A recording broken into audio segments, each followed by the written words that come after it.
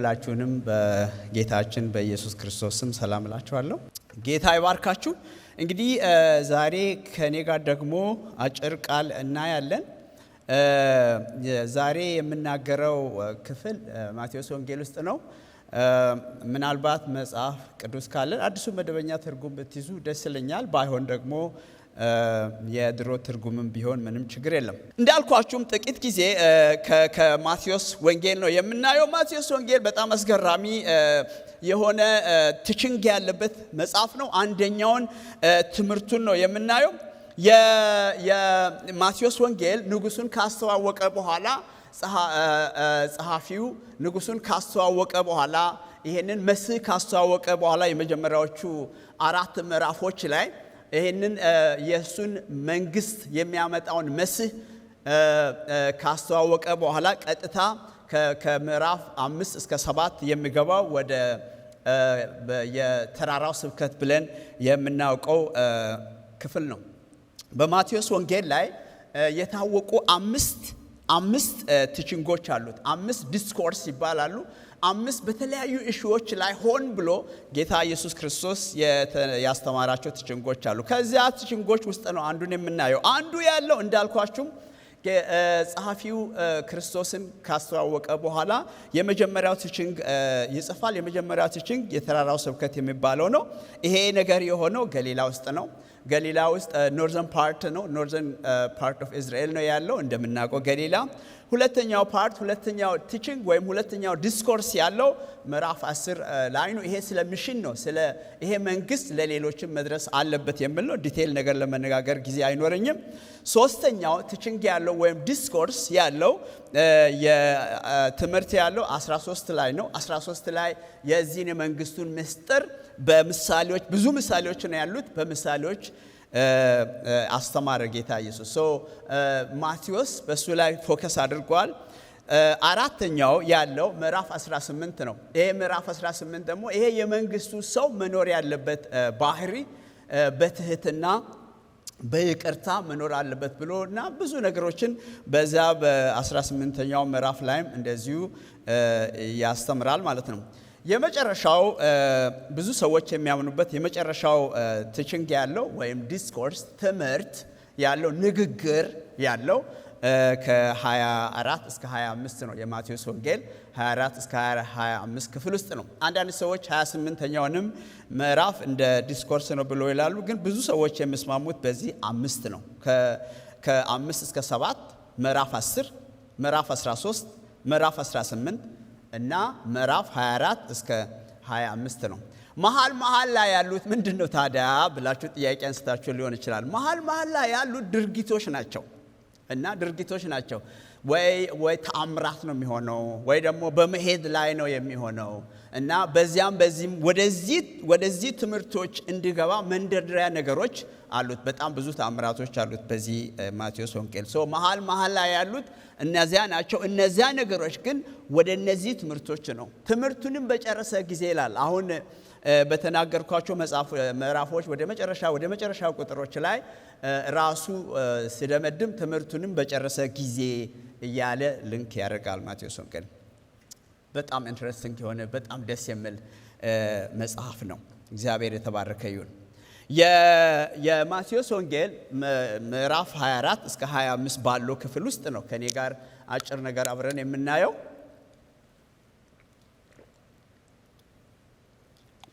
ምናልባት ልጆቻችሁ ከናንተ ጋር ካሉ ቤት በኋላ ጊዜ ፕሮግራሞች እንዳሉ አውቃለሁ። If we have kids with parents at home, today I am speaking from the Gospel of Matthew. The Gospel of Matthew has 5 specific teachings. The first part is 5 to 7, teaching 1, discourse 1. Matthew 10, the second teaching, the second discourse. Matthew 13, the third. And Matthew 18, the fourth. And the last part is the Gospel of Matthew 24 to 25. As I'm reading, you guys can see focus the place where I'm reading now. I'm going to read the Gospel of Matthew chapter 24, starting 36. ይሄንን ካልኩ በኋላ ልጆቻችሁ ከናንተ ጋር ካሉ አብሮ ቢያጠኑ ኖት ቢወስዱ ደስ ይላል። if you want you can focus on those two chapters and taking notes for yourself and finally you can pray. የማቴዎስ ወንጌል ምዕራፍ 24 ላይ ጅምሩ እንዲህ ነው የሚለው። ጅምሩ ምንድነው የሚለው? 24 ከቁጥር 1 እስከ 3 እንዲህ ይላል።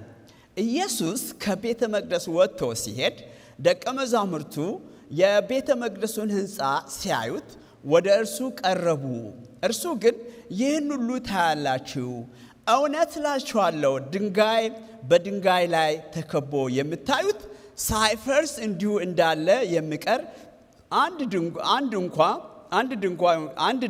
አንድ ድንጋይ እንኳ አይቀርም አላቸው። ቁጥር 3 በደብረ ዘይት ተራራ ሆን ብዬ ነው ትንሽ ሳብ ያርኩት።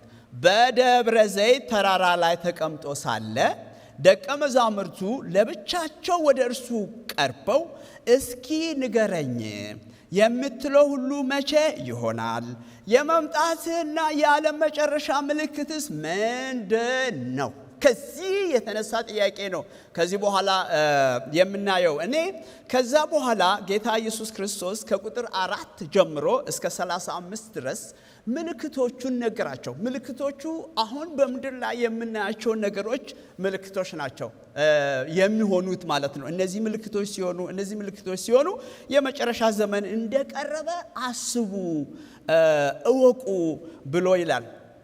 ደብረ ዘይት ያልኩበት ምክንያት እንደምታውቁት ጌታ ኢየሱስ ክርስቶስ ከቤተ መቅደሱ አሁንም እስራኤል ሀገር ስትሄዱ ከቤተ መቅደሱ ማዶ ደብረ ዘይት ማውንት ኦሊቭት የሚባል አለ። የደብረ ዘይት ተራራ ይሄናል ተራራ ሲባል ቱ ቢሆነስ ተራራ ሲባል እንደው አገር ቤት ያለው አይነት ትልቅ ተራራ አይደለም። እንደ ጉብታ ነገር ነው። እንደ ጉብታ መራመድ የምትችሉት ቦታ ነው።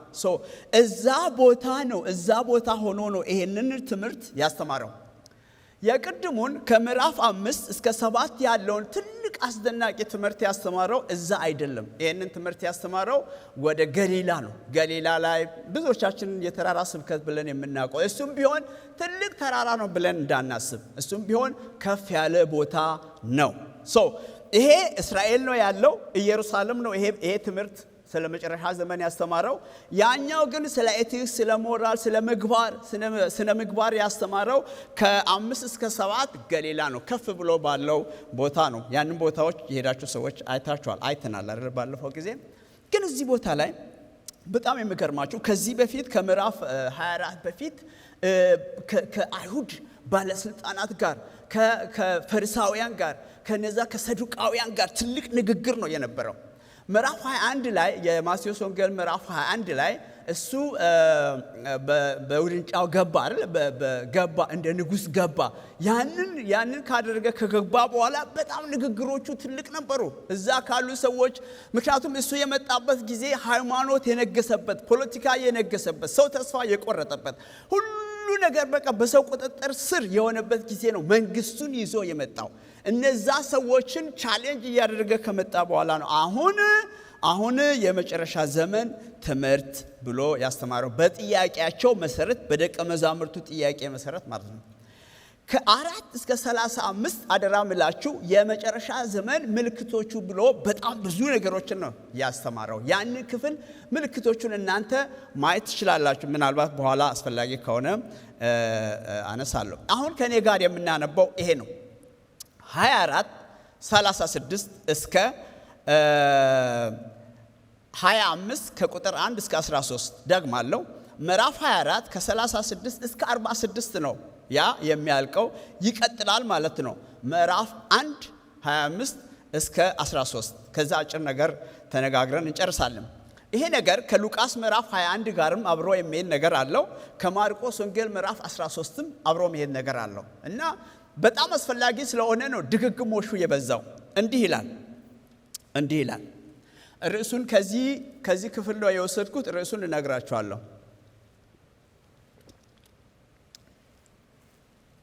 እንዲህ ይላል። ነገር ግን ስለዚያች ቁጥር 36 ነገር ግን ስለዚያች ቀንና ሰዓት ከአብ በቀር የሰማይ መላእክትም ቢሆኑ ወልድም ቢሆን ማንም አያውቅም። ወልድም ቢሆን የሚለው ብዙ ጊዜ ንግግር ያለ ነው። ክርስቶስ ኢየሱስ ብዙ ጊዜ የተመለሰ ነገር ስለሆነ ክርስቶስ ኢየሱስን በስብዕናው እየተናገረ ያለ ክፍል ነው። ቢሆን ማንም አያውቅም ይልና የማስረጃ ያመጣል። ስለዚህ ስለ መጨረሻ ዘመን ምሳሌ 1 የቃሉ ማስረጃ ዘፍጥረት 7 ላይ ያለውን ነገር ነው የሚያመጣው። ቁጥር 37 እንዲህ ይላል፣ ልክ በኖህ ዘመን እንደሆነው የሰው ልጅ መምጣትም እንዲሁ ይሆናል። ከጥፋት ውሃ በፊት ኖህ ወደ መርከቡ እስከገባበት ቀን ድረስ ሰዎች ሲበሉና ሲጠጡ ሲያገቡና ሲጋቡ እንደነበሩ እስከዚያ ጊዜ ድረስም ምን እንደሚመጣ ሳያውቁ ድንገት የጥፋት ውሃ እንዳለቀለቃቸው የሰው ልጅም ሲመጣ እንደዚሁ ይሆናል ብሎ ከዘፍጥረት ምዕራፍ 7 ላይ ምሳሌ 1ን የቃሉ ሪፈረንስ ነው። የቃሉ ሪፈረንስ ያመጣል አይደለም።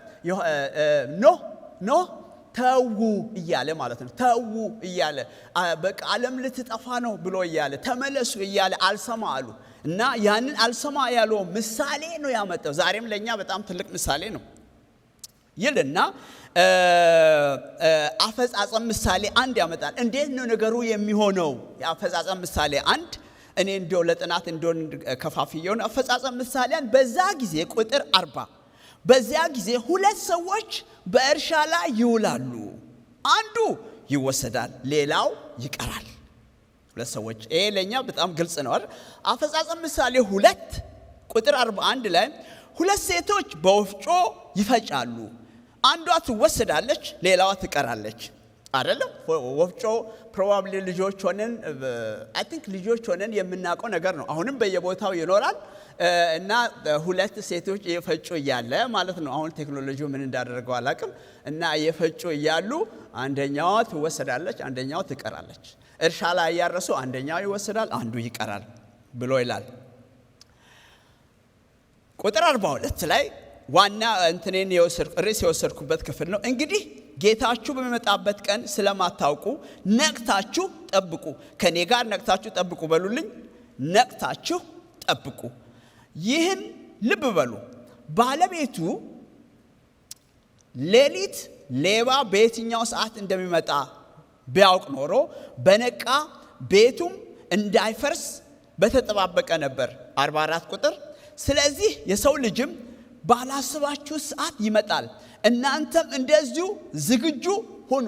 ከዚህ ከቅድሙ ርዕስ ጋር ጎን ለጎን ነቅታችሁ ጠብቁ፣ ዝግጁ ሁኑ ነው የሚሄዱ ነገሮች ናቸው። አሁን ከዕለታዊ ኑሮ ምሳሌ ይጀምራል። ቁጥር 45 ላይ ከሚታወቅ ነገር በተገቢው ጊዜ ምግባቸውን እንዲሰጣቸው ባለቤቱ በቤቱ ሰዎች ላይ የሾመው ታማኝና ብልህ ባሪያ እንግዲህ ማን ነው? ጌታው ሲመለስ እንዲህ ሲያደርግ የሚያገኘው ባሪያ እርሱ ምስጉን ነው፣ ታማኝ ነው፣ የተመሰገነ ነው። 47 እውነት እላችኋለሁ ባለው ንብረት ሁሉ ላይ ይሾመዋል። ነገር ግን ያ ባሪያ ክፉ ቢሆንና በልቡ ጌታ ይዘገያል በማለት ተነስቶ ሌሎች አገልጋይ ባልንጀሮቹን መምታት ቢጀምር ከሰካራሞቹም ጋር ቢበላ ቢጠጣ ባሪያው ባልጠበቀው ቀንና ባላሰበው ሰዓት ጌታው መጥቶ ይቆራርጠዋል፣ እድል ፈንታውንም ከግብዞች ጋር ያደርግበታል። በዚያም ልቅሶና ጥርስ ማፋጨት ይሆናል። ምዕራፍ 25 እንቀጥላለን። ምዕራፍ 25 በዚያን ጊዜ መንግሥተ ሰማይ መብራታቸውን ይዘው ሙሽራውን ሊቀበሉ የወጡ 10 ልጃገረዶችን ትመስላለች። 10 ከእነሱም 5ቱ ልጃገረዶች ዝንጉዎች፣ 5ቱ ደግሞ አስተዋዮች ነበሩ። ዝንጉዎቹ መብራት ይዘው መጠባበቂያ ዘይት አልያዙም ነበር። 4 ቁጥር አስተዋዮቹ ግን ከመብራታቸው ጋር መጠባበቂያ ዘይት በማሰሮ ይዘው ነበር። ሙሽራው ቁጥር 5 በዘገየ ጊዜ ሁሉም እንቅልፍ ተጫናቸውና ተኙ።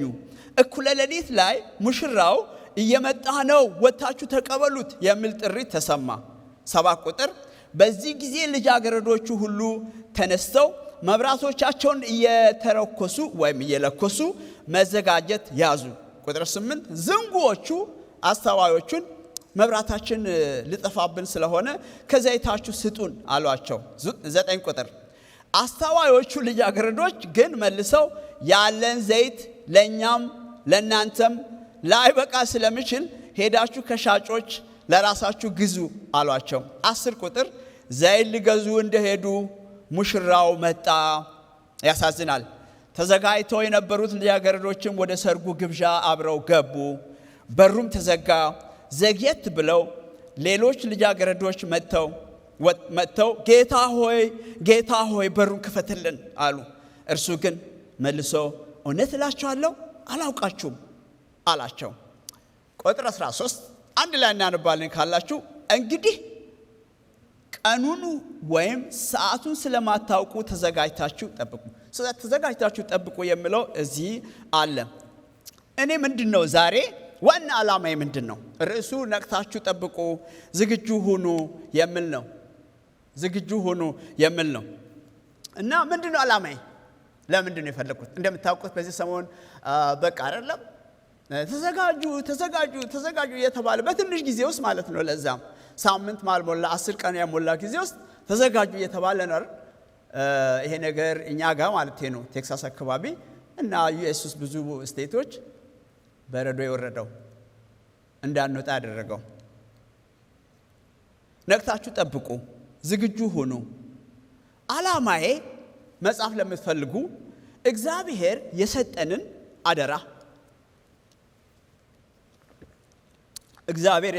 አደራ ኃላፊነት እየተወጣን የጌታን መምጣት በንቃት እንድንጠብቅ ነው። እግዚአብሔር ይባረክ። ጌታ በሰው ልብ ውስጥ ይሄ ርዕስ ይግባ። የተሰጠንን አደራ የተሰጠንን ኃላፊነት እየተወጣን የጌታን መምጣት በንቃት እንድንጠብቅ ነው ፐርፐዝ። ሰዎች የሚነቁ በተለያዩ ምክንያቶችና መንገዶች ነው። ሰዎች በተለያዩ መንገዶች ነው። ድሮ ልጆች ሆነን እኔ ሳስታውስ ጥሩምባ ይነፋል እና እኛ አካባቢ በሌሊት ነው ጥሩምባው የምነፋው እና ለጥሩምባው አቴንሽን የሚሰጥና የማይሰጥ አለ። እና ሰውየው ምንድነው የሚለው? እከሌ አርፏል እና ወጣችሁ በዚህ ጊዜ እድር ቀብር እንድትሄዱ ይሄንን እንድታደርጉ ብሎ ያውጃል። የዛን ጊዜ እናቴ በደም ነቅታ ምንድነው ሆነው ትላለች፣ ትሰማለች። እኛ ሰማንም አልሰማንም ምንም ጆሮም ችግር የለብንም፣ እንደውም እንቅልፋችንን። እናቴ ግን በጣም ነቅታ ነው የምሰማው። ለምን? ኃላፊነት አለባት፣ ካልሆነ ትጠየቃለች። በዚህ ዘመን ሴኩሪቲ ካሜራ፣ ሞሽንስ አለርት ይሰጡናል። የመኪኖቻችን ላይ ዳሽቦርድ፣ መኪና የምትነዱ ሰዎች ዳሽቦርዱ ላይ ሁሉ ጊዜ ምልክቶችን ያሳያል እና ምልክቶችን ያሳያል። አንዳንድ ጊዜ ከሰዎች ጋር ሲሄድ እኔ ምልክቶችን አያለሁ እና ይህ ሁሉ ምልክት መኪናው ላይ እንዲቁጭ ብሎ ሰውየው እየነዳ ነው። እኔ በሰላም አድርሰኝ ብዬ ነው ዝም የምለው። እዛ ብቻ አውርደኝ ደርሼ ብቻ ልውረት ብቻ ነው የምለው። ለምን? ከመኪናው ዳሽቦርድ ላይ ቀይ ይሄ ነገር እያለ እያሳየ ነው ዳሽቦርድ ላይ። እና የአሁኑ መኪኖች እየነዳን እያለ ሌኖችን ወደዚህ ምንል ከሆነ ተጠራጥሮ ቆም ብለ ለምን ቡና አትጠጣም ይላል፣ ጽሑፍ ያመጣል። እና ቡናውንም የቡና ሲኒ ምልክቱንም ለምን አረፍ ብለ ቡና ጠጣ ይላል። ገጥሞኝ ያውቃል። አንዳንዱን ግን ይሳሳታል። የሚሳሳተው ምንድነው የገጠመኝ? እኔ አልደከመኝም ገና እንደውም አንዳንድ ጊዜ ከቤት ወጥቼ ብዙም ሳልሄድ ነው እና ግን እሱ ያየው እኔ ሌኑን ጠብቄ አለመሄደን ነው። ግድ የለም የምታደርገው ነገር ብሎ ነው። በጣም እውነቱን ነው። አንዳንድ ጊዜ የምናደርገው ነገር ኦብዘርቭ እያደረገ ነው የሚሰጠን ጥንቃቄ ነው። አለርቱን አለመስማት የራሴ ጉዳይ ነው። አለርቱን እና ሆስፒታል ውስጥ ያሉ ሞሽኖች ለዶክተሮች፣ ለሐኪሞች፣ ለነርሶች ምልክት ሰጪ ናቸው አይደለም? ድምጽ ያሰማሉ እና ሲያሰሙ ሮጠው ሄደው ነው። አለርት ነው። ግን ያን አለርት ሪስፖንድ ካላደረጉ በስተቀር ያንን ምልክት ሪስፖንድ ካላደረጉ በስተቀር ብዙ ችግር ነው የሚፈጠረው። አለርት ነው። አለርት በጣም ጠቃሚ ነው። አለርት ቴክ አለርት ማለት ነው። ዋች አውት ማለት ነው። ጌታ ኢየሱስ ክርስቶስ ይሄንን ነው እየተናገረ ያለው። ትናንትና ይሄንን ስብከት እየሰበኩ እየተዘጋጀው እያለ ባለቤቴ ለዚህ እንደምጠይቅ አታውቅም እሷ እና ቤት ውስጥ የሆነች ነገር አለች የስሞክ ዲቴክተር እና ጭው ትላለች። ዝም ብላ ጭው ትላለች እና ምንድነው ጭው የምትለው ብዬ ጠየቅኳት ማለት ነው። ምንድነው ጭው የምትለው ብዬ ጠየቅኩ። ይሄኛው የስሞክ ዲቴክተሩ እኮ ነው የጭስ ምናምን ስመጣ እሳት ስመጣ ምልክት የሚያሳይ ነገር ነው። እና ታዲያ ምን አድርጉ ነው የምለው አልኳት። ምን አድርጉ ነው የምለው? እኔ መፍትሄው ምንድነው አልኩ። እኔ መፍትሄው ምንድነው ብዬ ስላት እግዚአብሔር ያውቃል አለች። እግዚአብሔር መፍትሄ አለች። በጣም ከት ብዬ ነው ሳኩኝ መልሷ። እና እኔ የጠየቅኩት ጥያቄ አልሄደም። ከዛ በጣም ሳኩኝ። እሷም ነበረች ከኔ ጋር ብዙ ጊዜ ያው እኛ ላይ እሷ ሳቅ ታመጣለ እንደዛ ጋር አደረገች። እኔም ሳቅኩ ማለት ነው። ሳቅኩ በኋላ እንዴት ይሄንን መልስ መለሽ አልኩ ስላት እንዴ ወጥረ ያስከኛ እኔን አለች። ያስከኛ እንትተዋለህ ስልም አልተውም አልከኝ። ለዛ ነው እኮ ለመገላገል እግዚአብሔር ነው መፍትሄው። አይ በኋላ ይሄ እንኳን እሱን መቀየር አለብን። እሱ ምልክት ዲቴክተሩ ምልክት እያሳየ ነው፣ ቀይሩልኝ እያለ ነው። ማትቀይሩ ከሆነ ስራ አቆማለሁ እያለ ነው። ተባብለን በኋላ ተሳስቀን ጨረስ ነው። ሰውነታችን አለርት አለው። ሰውነታችን ምናልባት ይሄንን እኔ አልናገርም። ይሄንን ሐኪሞች ብናገሩ ነርሶች ብናገሩ ሰውነታችን በጤናችን ላይ ኢግኖር ካላደረገን በስተቀር ሁሉን ነገር ማለት አይደለም። እኔ ሐኪም አይደለሁም፣ ግን አለርት አለው። በራሴ ሰውነቴ አውቃለሁ። በጣም ሲደክመኝ አስፈላጊ የሆኑ ነገሮችን ለሰውነቴ ካላረኩ it's going bad አይደለም ነው። በዚህ ጊዜ የጦርነት መከላከያ አለርቶች በየአገሩ ተተክሎ ነው ያለው። በየአገሩ በጣም ትልልቅ እንደውም ውድድር ነው ያለው አለርት። ጌታችን ኢየሱስ ክርስቶስ አለርት ያስፈልጋል። ወይም ደግሞ መንቃት አለባችሁ፣ ነቅታችሁ መኖር አለባችሁ አለ። እግዚአብሔር ይባረክ፣ ጌታ የተመሰገነ ይሁን። ምንድነው መንቃት? ምንድነው መንቃት? ስለምናውቀው ነገር፣ ስለሰማነው ነገር፣ ስለምደረገው ነገር በትኩረት ማድረግ የሚገባንን ነገር ማድረግ ነው። መፈጸም የሚገባንን ነገር መፈጸም ነው። ወገኖቼ እኛ እዚህ ምድር ላይ የጉዞ ሰዎች ነን እንጂ የዚህ ምድር ዘላቂ ሰዎች አይደለም። የሚመጣው ዓለም ግን መደረግ የሚገባቸው ነገሮች አሉ። ትኩረት መስጠት ያለብን ነገር ነው። ኢየሱስ ክርስቶስ በአገሩ ላይ በዛ አገር ባለው ባህል በዛ አገር የሚያውቁትን ነገር ነው እየተናገረ ያለው። ነቅታችሁ አንድ ላይ ጠብቁ።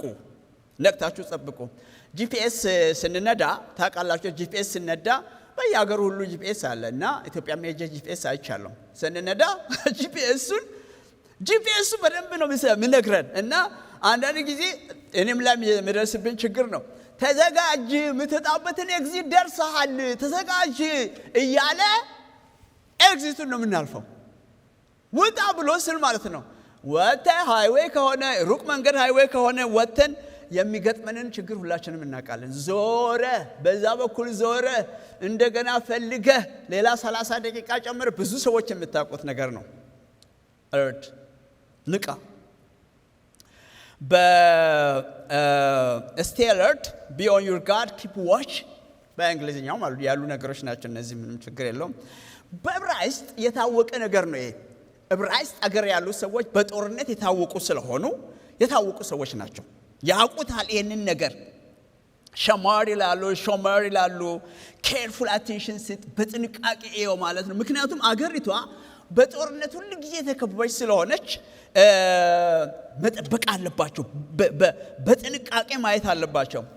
ኢሳይያስ ምዕራፍ 62 ላይ ቁጥር 6 እንዲህ ይላል።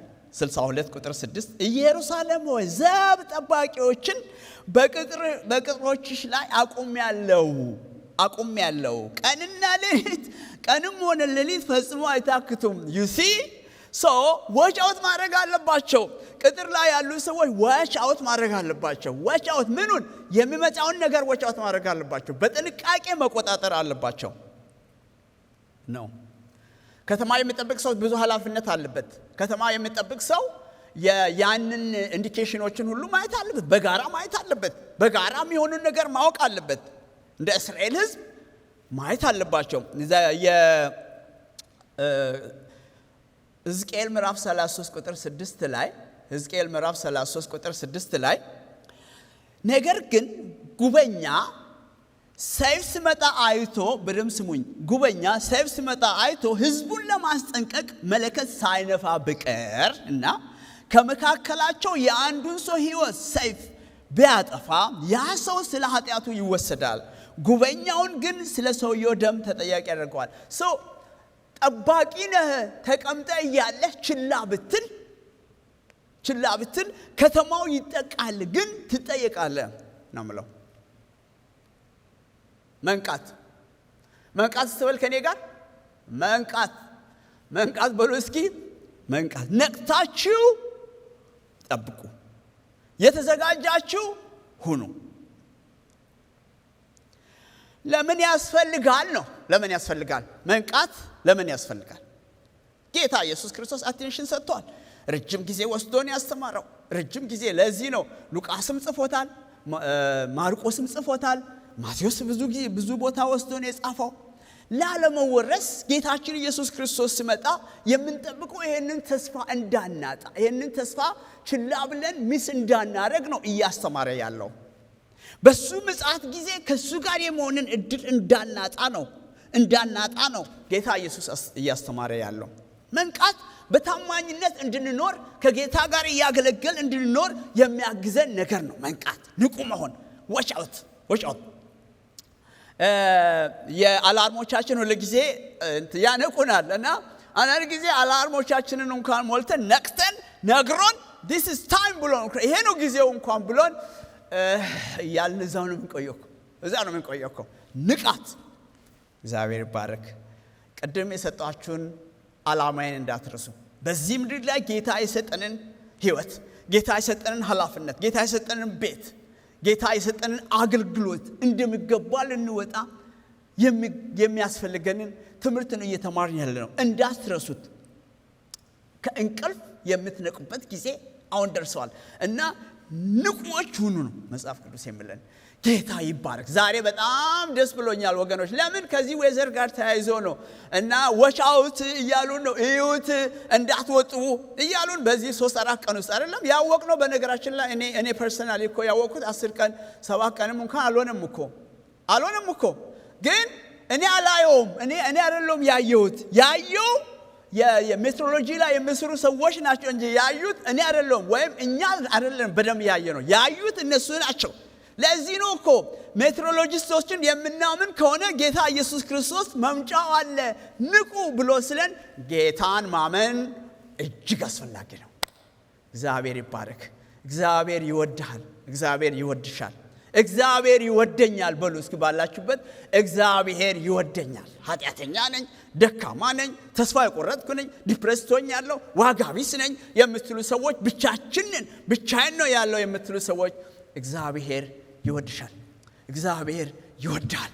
ክብር ለጌታ ይሁን። የኃጢአተኞች ወዳጅ ነው። የደከሙ ሰዎችን አይተውም። በቅርብ ጊዜ ባለፈው ቀን እዚህ መድረክ ላይ አርብ ሳገለግል ተናግሬያለሁ መሰለኝ፣ ወይም ጸሎት ጠዋት ስንጸልይ። በነገራችን ላይ ሰኞ ጠዋት ይኖረናል ጸሎትና የስልክ ጸሎት ማለት ነው ጠዋት ማለዳ። እና አንዲት እናት ጋር ሆስፒታል ሄጄ የዛን ቀን 41ኛው ምዕራፍ መዝሙር ይመስለኛልና ጌታ እግዚአብሔር በጣም ወርዶ ምሳሌ ሲነግረን አልጋ ያነጥፋል፣ ለታማሚ ሰውዬ አልጋ ያነጥፋል የሚል ምሳሌ ሰጠ። ወገኖቼ ብቻችሁን አይተዋችሁም፣ አይጥላችሁም። የምንነቃበት ጊዜ ነው። እንቅፋቶች ምንድን ናቸው? እንዳንነቃ የሚከለክሉን እንቅፋቶች እኮ ማለት ናቸው እኮ እንቅፋቶች። እንዳናገለግል የሚከለክሉን እንቅፋቶች፣ በህይወታችን እንድንተጋ ጸሎት ቦታ እንዳንሄድ አይደለም፣ ባይብል ስተዲ እንዳንሄድ አይደለም ቤተክርስቲያን እንዳንሄድ ዋና ነገራችንን ከፊት እንዳናደርግ የሚከለክሉ ብዙ እኮ ናቸው ያሉት። በጣም ብዙ ናቸው። እናንተ ራሳችሁ ታውቃላችሁ።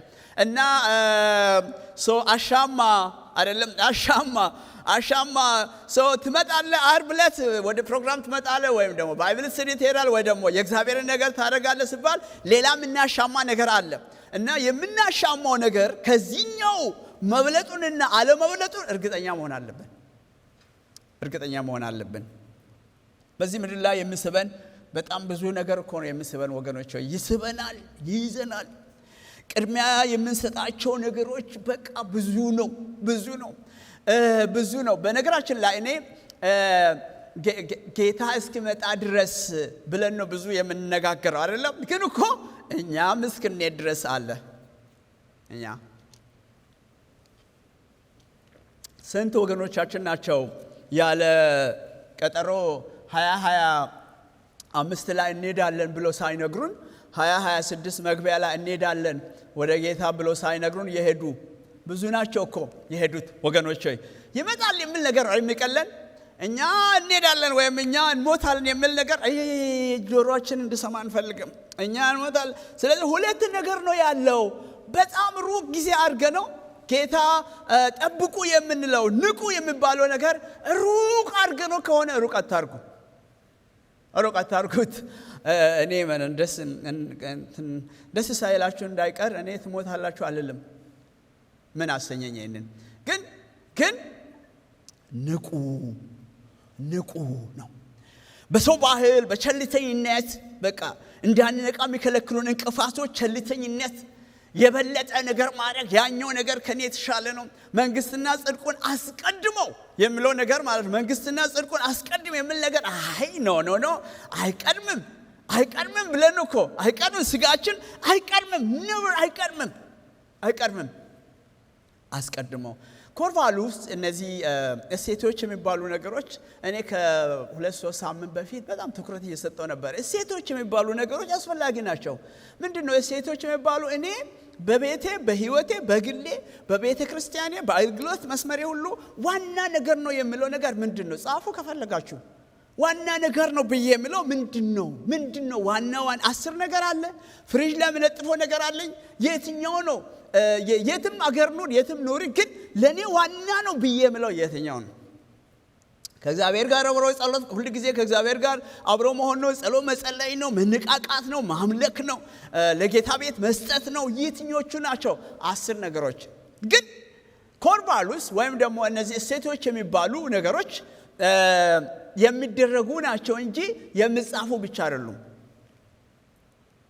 ቃል አነባለሁ በየቀኑ ብዬ ለጥፌ ከሆነ በየቀኑ አነባለሁ ብዬ ለጥፌ ከሆነ መለጠፉ ሳይሆን ማድረጉ ነው ኮርቫሉስ ወይም ደግሞ እሴቶቻችን የምናምናቸው ዋና ነገሮች ወገኖች።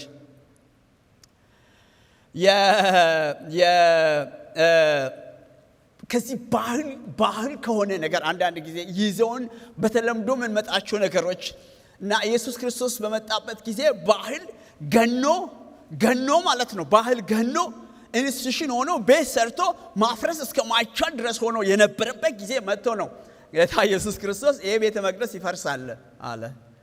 ቤተ መቅደስ ይፈርሳል፣ ጉድ ይሄኛው ይፈርሳል። እና አልተደነቀም ወገኖች። የተከማቸ ነገር፣ የከበደን ነገር፣ በቃ ለምደን የመጣነው ነገር ይዞን ከሆነ ህይወት ሪፍሬሽ የሚያደርገን ነገር ነው። ህይወት የሚጣፍጥ ነገር ነው። ህይወት የኛ ህይወት በየቀኑ ከጌታ ጋር የምንገናኝ ነገር ነው። ህይወት ጣፋጭ ናት። በንቃት የምንጠብቅ ነገር ነው። ምን በማድረግ ነው የምንነቃው? እና እኔ እግዚአብሔር ይባረክ፣ እግዚአብሔር የተመሰገነ ይሁን። የተነገረንን ትንቢት በመጠበቅ ነው። የተነገረንን ክርስቶስ የነገረንን ነገር በመጠበቅ ነው። በነገራችን ላይ ይሄ በንቃት ጠብቁ የሚለው ቃል ትእዛዝ ነው እንጂ አማራጭ አይደለም። እና ያንን ትንቢት መጠበቅ አለብን። ጌታ ይመጣል፣ ነቅቼ መጠበቅ አለብን። እነዚህን ምልክቶች ሁሉ ቅድም የነገርኩትን እስከ 35ኛው ቁጥር ድረስ ያለው ምልክቶችን ሁሉ አይቻለሁ። ረሃብ እያዩ አይደለም እንዴ? ጦርነት እያዩ አይደለም እንዴ? መገዳደል እያዩ አይደለም? ጥላቻ እያዩ አይደለም እንዴ? ምንድነው? እኔ ወገኖቼ እኔ መግለጽ አለብኝ እንዴ? መግለጽ የለብኝም፣ መዘርዘር የለብኝም። ኤዥያ ውስጥ የሚሆነውን ነገር መዘርዘር የለብኝም። በአሜሪካ ነገር የሚሆነውን፣ አፍሪካ ውስጥ የሚሆነውን ጭካኔ፣ ጦርነት፣ ጠብ መዘርዘር የለብኝም። የመሬት መንቀጥቀጥ መዘርዘር የለብኝም። ረሃብ የምታውቁት ነገር ነው። እነዚህን ምልክቶች ስታዩ ጊዜው እየቀረበ እንደሆነ እወቁ ነው። እግዚአብሔር ይባረክ። ጌታ ኢየሱስ ክርስቶስ ይወለዳል ተብሎ ጌታ ኢየሱስ ይወለዳል ተብሎ ተወለደ፣ መጣ። አሁን ደግሞ ጌታ ኢየሱስ ክርስቶስ መንፈስ ቅዱስ ይወርዳል ብሎ ነግሮን መንፈስ ቅዱስ ወረደ። አሁን ደግሞ እመጣለሁ ብሏል። ጌታ ይመጣል። ክብር ለጌታ ይሁን። አሜን። እግዚአብሔር ይባረክ። ባላችሁበት እግዚአብሔር ይመስገን ብትሉ ብታጨበጭቡም አው ቢፋይ። እሺ ያ ዛሬ የለማ ማንና ጨብጭበው እላለሁ። እዚህ ማንና ጨብጭበው እላለሁ። ይሄንን ምሳሌ የወሰደው በዚህ ክፍል ውስጥ አይታችሁት እንደሆነ የኖህ ጊዜ ነው እና ንቁ ተጠንቀቁ ብሎ ምሳሌ የወሰደው ኖህ እየነገረን ነበረ። ኖህ እያስተማረን ነበረ። ኖህ እየነገራቸው ነበረ። በጊዜ ላሉ ሰዎች እየነገራቸው ነበረ። ነገር ግን ሰው እንደ ሁለተኛ ነገር ቆጠረው። ቅድም እንዳልኳችሁ ማለት ነው። በቃ ቤት ለመስራት ሩጫ፣ ለማግባት ሩጫ፣ መጽሐፉ የሚለውን ነው የሚላችሁ። ለማግባት ሩጫው በጣም ብዙ ነው ሩጫው። በዚህ መካከል ላይ ትናንትና መጽሐፉን ያነበቡ ነበርና ከ7 ቀን በኋላ ዝናቡ ይጀምራል አለ ይላል ምዕራፍ 7 ላይ ዘፍጥረት። እና ዝናቡ ጀመረ እና ይተዋል። ዝናቡ ይተዋል። ይቆማል ሲባል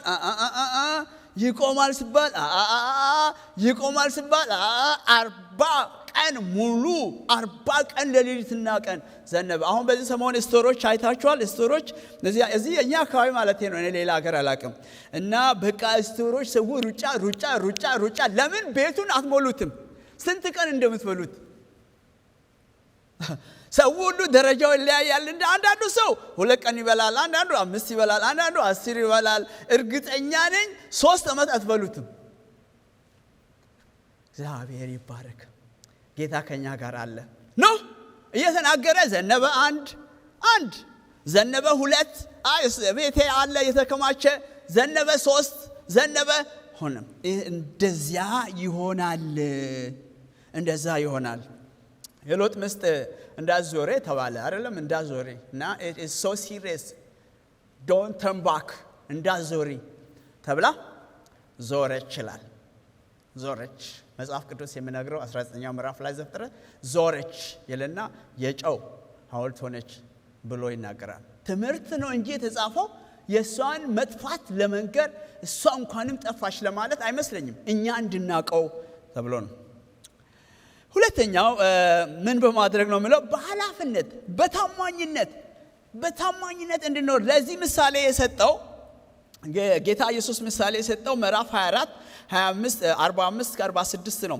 በተገቢው ጊዜ ምግባቸውን እንዲሰጣቸው ባለቤቱ በቤቱ ሰዎች ላይ የሾመው ታማኝና ብልህ ባሪያ እንግዲህ ማን ነው? ይሄንን የማርቆስ ወንጌል ሰራተኞች፣ አገልጋዮች ብሎ በብዛት ነው የሚጽፈው። ማን ነው? ጌታው ሲመለስ እንዲህ ባለቤቱ በቤቱ ሰዎች ላይ የሾመው ታማኝና ብልህ ባሪያ እንግዲህ ማን ነው? ታማኝ ብልህ ማን ነው? ጌታው ሲመለስ እንዲህ ሲያደርግ የሚያገኘው ባሪያ እርሱ መስጉን ነው። እውነት እላችኋለሁ ባለው ንብረት ሁሉ ላይ ይሾመዋል ብሎ ለሚቀጥለው ሰው ደግሞ በታማኝነት ለማይኖረው ደግሞ ተቃራኒውን ይናገራል። የተሰጠንን አደራ፣ የተሰጠንን ንግድ በታማኝነት መወጣት። ንግድ ሴንስ እግዚአብሔር የሰጠንን መክሊት ባለንበት ቦታ እንድንወጣ እግዚአብሔር ያግዛችሁ። እኔ ባርካችኋለሁ። በምታገለግሉት ቦታ እግዚአብሔር መጨረሻ ድረስ የምትሄዱ ያርጋችሁ፣ ፍሬያማ ያርጋችሁ። በቃ ከዛ ቦታ ደንግጠን የምንጠፋ ሰዎች አያድርገን። ወገኖች እደግማለሁ። ለምን አሁን እኮ ብዙ አገለገልን እኮ በእግዚአብሔር ቤት እኮ ብዙ ሰበክ። ከዛ ቦታ ሙቭ የማታደርጉ ሙቭ የማናደርግ ሰዎች እግዚአብሔር ያደርገን። እግዚአብሔር አምላኬው እኔንም ጨምር ወገኖቼንም ሁላችንንም እስክትመጣ ድረስ እዛ ቦታ መንግስት ላይ አገልግሎት ላይ እንድንቆም እርዳን። ሌላው የዝንጎች ታሪክ ነው እና ሌላ ምሳሌ የመጣው እየጨረስኩ ስለሆነ ጥቂት ጊዜ ነው የቀረኝ። ዝንጎች ምሳሌ ነው ያመጣው። ዝንጎቹ የመብራታቸው ስለ መብራታቸው አይደል ቀደም ያነበብነው እና ሁሉም ተነስተዋል መጥተዋል ሬዲ ናቸው እና ሁሉም አውቆታል ሙሽራው እንደሚመጣ አውቆታል። አስሩም they know it ሙሽራው ምን ጊዜ እንደሚመጣ ግን አላወቁም። ልክ እንደዚህ ማለት ነው። ኮመን ነገራቸው ነው የምላችሁ መጥተዋል። ሁሉም መጥተዋል። እንቅልፍም ይዟቸዋል ብሎ ነው እዚህ በእኔ መጽሐፍ ላይ የምናገረው። ይዟቸዋል ኮመን ነው። ነገር ግን ልዩነቱ ይሄ ዲፍረንስ ነው። ልዩነቱ እስክነሱ ድረስ ያ ዘይት ያ ጋዝ የአምስቱ አልቋል። የነዛ ግን ሪዘርቭ ነበረው፣ ሬዲ ነበሩ። በጣም ኤክስቴንድድ የሚያደርጉ ነገር ነበራቸው። ልዩነቱ ያ ነው። እኔ በጣም የሚገርመኝ መጽሐፍ ቅዱስ ውስጥ እነዛ አምስቱ ስጡን ባካችሁ ስጡን ብሎ ሲጠይቁ ይሄ ነገር ከሁለት እንዳንወጣ መልስ ነው የነገሩት። ከሁለት እንዳንወጣ ምን ማለት ነው? ወይ ለእናንተም አይሆንም ወይ ለእኛም አይሆንም። ይሄ ነገር የሚሆን አይመስልም አይደለም፣ የሚሆን አይመስልም። ሄዳችሁ ግዙ ብሎ እኔ ሩድ ሆኖ አይመስለኝም። ምን ማለት ነው? ተመልሶ ሲመጡ ያጡታል የሚል ሐሳብ ያላቸው አይመስልም። ኖርማል ላይፍ ነው ያደረጉት። ኖርማል ላይፉ ምንድነው? ሄዳችሁ ግዙ፣ ዘይቱ ጋዙ ለኛም ለናንተም ሳይሆን ይቀራል ነው። ወገኖች እግዚአብሔር ይባረክ። እግዚአብሔር በሰጠን ጸጋ ጸንተን፣ እግዚአብሔር በሰጠን ላይት ጸንተን እንድንኖር እግዚአብሔር ያድርገን። ከማርቆስ ወንጌል ላይ በመጠንቀቅ በጸሎት በመትጋት መኖር አለብን። ከማርቆስ ወንጌል ላይ ይሄ ነገር ያለው የሱን ቅድም አላነበብኩም። ምዕራፍ 13 32 37 እንዲህ ይላል። ነገር ግን ስለዚያች ቀን ወይም ስለዚያች ሰዓት ከአብ በቀር የሰማይ መላእክትም ቢሆኑ ወልድም ቢሆን ማንም አያውቀውም ይልና ቁጥር 33 ላይ እንዲህ ይላል። ስለዚህ ጊዜው መቼ እንደሚሆን ስለማታውቁ አንድ ላይ ተጠንቀቁ፣ ከዚያስ ትጉ፣ ከዚያስ ጸልዩ። እግዚአብሔር ይባረክ። ከኮቪድ ጊዜ በኋላ መቼም ብዙ አንዱ ያተረፍነው የጠዋት ያለን ጸሎታችን ነው እና it is so important በጣም ጠቃሚ የሆነ ነገር ነው እና አንዳንድ ጊዜ ጸሎት እንሂድ፣ ጸሎት ቤት እንሂድ፣ ጸሎት እንጸልይ ሲባል ሜቢ ሰዎች አንዳንድ ጊዜ ለኛ ጥቅም የተናገርን ይመስላል፣ ግን አይደለም። እኔ በጣም ብርታት ሰጣችኋለሁ። ዛሬ በዓለም ላይ ፌስቡክ የምትከታተሉ ከእግዚአብሔር ጋር ጊዜ ማሳለፍ፣ ከእግዚአብሔር ጋር እዛ እልፍኝ ውስጥ መግባት፣ ከእግዚአብሔር ጋር አብሮ ብዙ ማሳለፍ፣ ቃሉን ማንበብ። መጽሐፉ የሚለው ተጠንቀቅ፣ የአዲስ ኪዳን መጽሐፍ ነው። ስለማታውቁ ተጠንቀቁ፣ ትጉ፣ ጸልዩ። ይህም ቤቱን ለባሮች ትቶ እያንዳንዱን አገልጋይ ቅድም ያልኩት ይሄ ነው። እያንዳንዱን አገልጋይ በየሥራ ድርሻው ላይ አሰማርቶ በረኛ ነቅቶ እንዲጠብቅ አዞ የሄደውን ሰው ይመስላል። እንግዲህ የቤቱ ባለቤት በምሽት ወይም በውድቀት በዶሮ ጩኸት ወይም ጎስ ቀድ እንደሚመጣ አታውቁምና ተግታችሁ ጠብቁ። ድንገት ሲመጣ ተኝታችሁ እንዳያገኛችሁ። ለእናንተ እምነግራችሁ ለሰው ሁሉ እናገራለሁ። ተግታችሁ ጠብቁ። ቤተ ክርስቲያናችን ተግታ ትጠብቅ። እኛ ተግተን እንጠብቅ። ቤተሰቦች ተግታችሁ ጠብቁ። እኔ ይሄንን ነው የምለው ወገኖች፣ ነቅተን እንጠብቅ። አሮኖ አንዳንድ ጊዜ ቤልስ ደወል there is something going on ነው እኮ ምንለው። ወይም ደግሞ አካባቢያችን ላይ ይሄ ሲር የሚያደርገው የሚጮኸው የእሳት አደጋ ወይም ፖሊሶች በጣም እየጮሁ ከመጡ there is something አትውጣ ነው እኮ። ይሄ ነገር በጣም ይጮሃል። ነቅታችሁ ጠብቁ በጣም ይጮሃል። ነቅተን እንጠብቅ በጣም ይጮሃል። እኛ የምንኖረው ለዛ ላመንበት ነገር ነው። ያመንበት ነገር ቀስ ብዬችን ልናገር። ያመንበት ነገር እንዳንጋጭ ይከለክላል። ወንድሜን አንደርማይን እንዳደረግ ይከለክላል። እህቴን ይከለክላል። አንደርማይን ይቅርታ እንዳደረግ ይጠይቀኛል። ያመንኩበት ነገር ለዛ መንግስት የሚያኖረኝን ነገር ለዛ ጌታ ሲመጣ አብሬው እንዲሆን የሚከለክለኝን ነገር ማስጠንቀቂያ ይሰጣል። አለርት ሲያደርገኝ አይደለም ሰውነቴ አለርት ካደረገ የጤንነት ችግር አለርት ካደረገ ዝም ማለት የለብኝም። ደግማለሁ ይሄንን ቃል እንግዲህ የቤቱ ባለቤት በምሽት ወይም በውድቀት በዶሮ ጩኸት ወይም ጎስቀድ እንደምመጣ አታውቁምና ተግታችሁ ጠብቁ። ድንገት ስመጣ ተኝታችሁ እንዳያገኛችሁ ለእናንተ የምነግራችሁ ለሰው ሁሉ እነግራለሁ። ተግታችሁ ጠብቁ። ዛሬ አረብ ሀገር የምትሰሩ ወንድሞች እህቶች፣ አውስትራሊያ ያላችሁ፣ አሜሪካን ሀገር ያላችሁ፣ የማይመች ሁኔታ ያላችሁ፣ ሰው አሜሪካ ስለኖረ አይደለም መንግስተ ሰማያት የሚገባው። ሰው አረብ ሀገር ስለኖረ ስላልኖረ አይደለም። ሰው ከእግዚአብሔር ጋር ስለሆነ ነው ጌታን የሚያገኘው። እግዚአብሔር ይመስገን። ሰው ዋናው ከእግዚአብሔር ጋር ከክርስቶስ ጋር ታርቆ ከኖረ ብቻ ነው ከእግዚአብሔር ጋር ሊኖር የሚችለው። ቤት ሰራ፣ ገነባን፣ ገዛን፣ ምን አረግ በርቱ። ግን አንደኛ ነገራችንን ልንተው አይገባም። ለእናንተ ምነግራችሁ ለሰው ሁሉ እነግራለሁ። ለሰው ሁሉ እናገራለሁ። ለሰው ሁሉ ለእኛ እኮ ነው እናገራለሁ። ተግታችሁ ጠብቁ። መጨረሻ በዚህ መጨረሻ ዘመን እንግዲህ በዚህ ቤተክርስቲያንም ብንሆን እዚህም እንኳን ያለን ዳላስ አካባቢ ያለን ወገኖች ሆይ ዳላስ አካባቢ ያለን በግዛዊ ነገሮች ተፈትነን በማይጠቅሙ ነገሮች ተፈትነን ከያዝንበት ስታትስ ከያዝንበት ግራውንድ የሚያነቃንቀንን ነገር ፊት ሳንሰጥ በፍጹም ፊታችንን የባልጩ ድንጋይ አድርገን የእግዚአብሔርን መንግስት እንድንጠብቅ ጸሎቴ ነው። ቡራኬም ይሄ ነው። ባልጩ ታውቃላችሁ፣ ጠንከራ ፊት ባልጩ ድንጋይ ነው ይላል አይደል? የማይነቃነቅ I really don't care። እግዚአብሔር የተባረከ ይሁን። አይዟችሁ እላለሁ። አይዟችሁ። ነቅተን ተስፋችንን እንጠብቅ። ከእግዚአብሔርና ከሌሎች ጋር እውነተኛ የሆነ ህይወት አንዳንታለል ነቅተን እንጠብቅ። የማቴዎስ ወንጌል የመጨረሻ ክፍሌ ነው። ማቴዎስ ወንጌል ምዕራፍ 22 ላይ ከሕግ ሁሉ የሚበልጥ የትኛው ትእዛዝ ነው? እርሱም እንዲህ አለው፣ ጌታ አምላክህን በፍጹም ልብህ፣ በፍጹም ነፍስህ፣ በፍጹም ሐሳብህ ውደድ።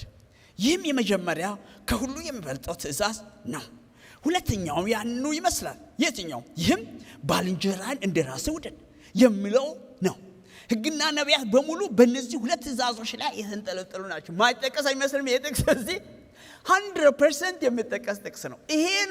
ይሄ ነው ዋና እሴታችን የሆነው እንድንዘልቅ የሚያደርገን፣ እንድናገለግል ጌታን እንድናይ የሚያደርገን ይሄ ነው። እግዚአብሔር ዝንጎች እንዳንሆን ይርዳል። እግዚአብሔር አስተዋዮች ያደርገን። በዚህ በፊቱ ባሉ ዘመናት በዚህ ትንቢቱ ላይ እሱ እስኪመጣ የነገረንን እስክናቅፍ ወይ እኛ እስክንሄድ ድረስ እግዚአብሔር በዚህ ቃል ይባርከን።